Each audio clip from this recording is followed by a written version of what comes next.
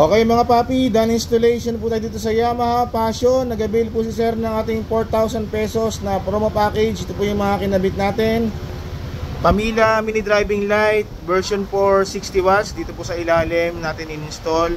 Ang ilaw po nito, ang low beam nya white, high beam yellow plus white. So Pamila version 460 watts. Ito po yung ginamit nating switch, domino 3-way switch. So dito po sa ilalim, yan. Tapos naglagay tayo ng stainless passing switch para sa passing lights. Bali pag naka-off yung MDL, pwede siya mag-passing, tsaka pag naka-low beam. Sa busina, ang install natin kay sir is PIAA dual horn setup.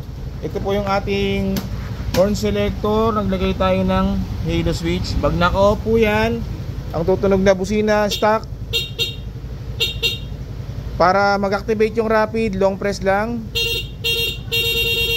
switch, PIA horn, long press, rapid.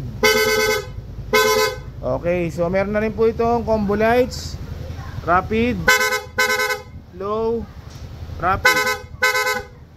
Okay mga papi, so kung gusto pong mag-avail ng ganitong mga promo packages natin, punta lang sila dito sa Scooteristas online shop. Maraming salamat po.